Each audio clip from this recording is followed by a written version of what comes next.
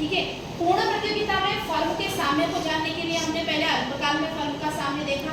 अल्पकाल एक ऐसी समयावधि होती है जिसमें फर्म केवल परिवर्तनशील साधनों के माध्यम से उत्पादन को घटा सकती है या बढ़ा सकती है। ठीक है, तो हम उसको देख चुके हैं। अभी हम देख रहे हैं दीर्घकाल में फर्म का साम्य या संतुलन।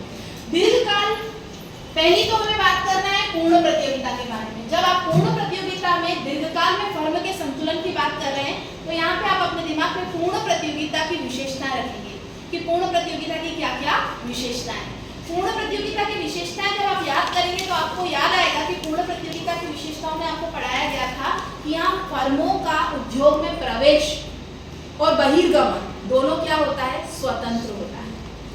इसका तात्पर्य यह है कि पूर्ण प्रतियोगिता में क्रेताओं की और विक्रेताओं की संख्या इतनी ज्यादा होती है कि जब कोई नई फर्म उद्योग में आती है तो उसको आने के लिए कोई परेशानी महसूस नहीं होती, और अगर वो फर्म चाहे तो उद्योग को छोड़कर भी आराम से चली जाती है।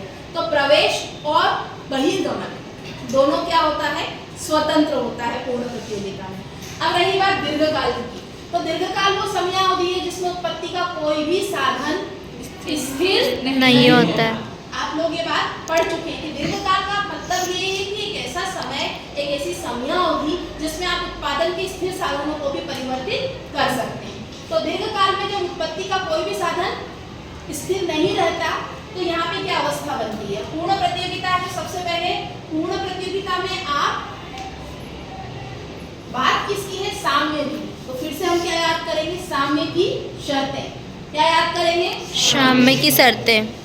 साम्य की शर्तों में पहली शर्त थी, बोलिए पहली शर्त क्या थी, एमआर और एमसी दोनों एक दूसरे के बराबर होना चाहिए। दूसरी शर्त थी एमसी एमआर को नीचे से काटे।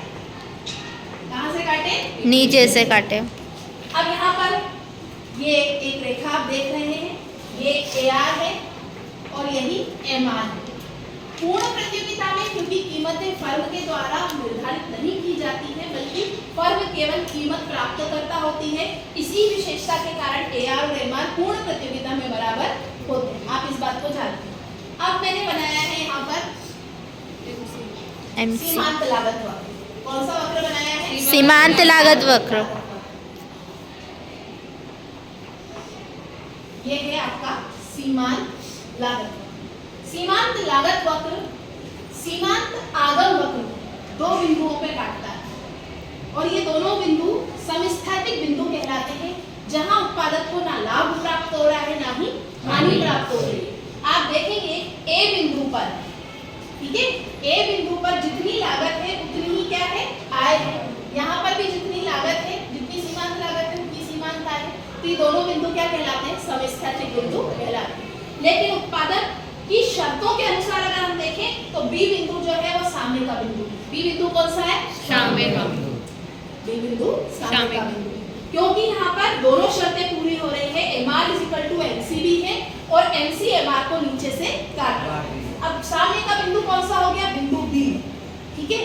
अब इस बिंदु बी पर दीर्घकाल में एक उत्पादक को लाभ होता है, हानि होती है या शून्य लाभ होता है, ये हमको जानना है। तो यहाँ पर आप पहली बात अपने दिमाग में रख लीजिए कि दीर्घकाल में एक फर्म को पूर्ण प्रतियोगिता के अंतर्गत केवल और केवल शून्य लाभ प्राप्त होगा। क्या होगा, शून्य लाभ ना प्राप्त, लाभ ना हानि। अब यहाँ पे थोड़ा सा अलग मैं आपको बताना चाहूंगी कि लाभ की स्थिति की गणना करने के लिए हम तुलना करते हैं। हम क्या करते हैं, तुलना करते हैं। किसकी तुलना करते हैं, आप तुलना करते हैं एवरेज कॉस्ट मतलब औसत लागत की। किसके साथ तुलना करते हैं, औसत आय से। तो तुलना करने के लिए, लाभ की तुलना करने के लिए हम औसत लागत और औसत आय की तुलना करते हैं। अगर आपकी लागत ज्यादा है और आय कम है तो क्या होगा, हानि। वेरी गुड, क्या हो गया हमें, हानि। अगर आपकी लागत और आपकी आगम दोनों बराबर है तो क्या होगा, लाभ। शून्य लाभ। क्या होगा, शून्य लाभ, ना लाभ हो ना हानि।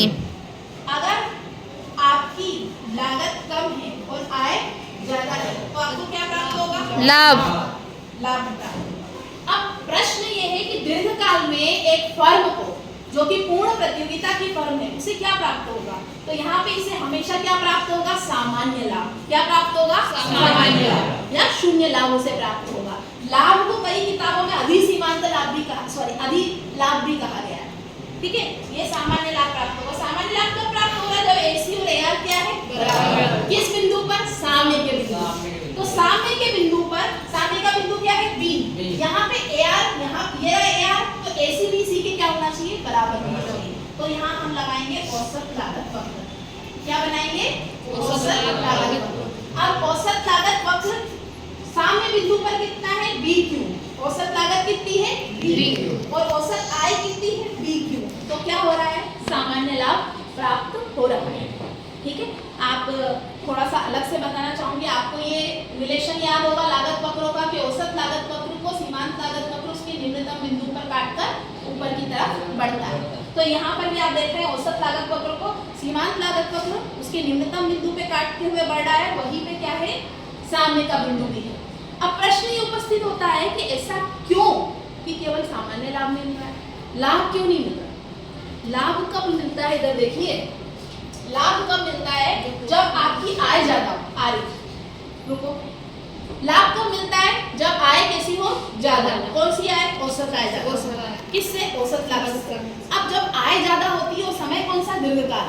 समय कौन सा है? दीर्घकाल। दीर्घकाल में जब फर्मों को बाजार में लाभ दिखाई देगा, तो फर्में बाजार में क्या करेगी? प्रवेश करेगी। उनको भी लाभ चाहिए ना, लाभ किसको नहीं चाहिए? तो दूसरी फर्में, नई फर्में जब देखेगी कि अरे इस वस्तु के उत्पादन में क्या मिल रहा है? लाभ, तो चलो हम भी क्या करते हैं? इसी का उत्पादन करते हैं। और जब वो बाजार में प्रवेश करेंगी तो पूर्ति क्या हो जाएगी? बढ़ जाएगी। और पूर्ति बढ़ जाएगी तो लाभ क्या हो जाएंगे? समाप्त हो जाएंगे। और क्या मिलने लगेगा? शून्य लाभ। और अगर हानि होगी, अगर फर्म को हानि होगी, अभी तो हमने आपको अल्पकाल में बताया था कि फर्म अल्पकाल में हानि में भी उत्पादन करती है। अल्पकाल में फर्म हानि में भी उत्पादन करती है, क्योंकि अगर वो उत्पादन बंद कर देती है अल्पकाल में, तो उसको स्थिर लागतों का तो वहन करना ही पड़ेगा। लेकिन दीर्घकाल में वो अपनी स्थिर लागतों को भी बंद करने में सक्षम रहती है। इसलिए दीर्घकाल में जब भी हानि होती है तो फर्में बाजार छोड़कर जाने लगती है, जिससे पूर्ति क्या हो जाती है? कम। जब पूर्ति कम होती है तो जो हानि होती है वो खत्म हो जाती है। क्योंकि हानि का कारण क्या है कि अगर पूर्ति ज्यादा होगी तो कीमतें क्या हो जाएगी? कम। कीमतें कम होगी तो हानि शुरू होगी। तो इसीलिए अंततः एक पूर्ण प्रतियोगी बाजार में फर्म को दीर्घकाल में केवल और केवल सामान्य लाभ प्राप्त होता है। इसका कारण क्या है? विशेषता। कौन सी विशेषता? कि फर्मों के प्रवेश और बहिर्गमन पे पूर्ण स्वतंत्रता होती है। ठीक है, तो केवल यहाँ पे सामान्य लाभ प्राप्त होता है।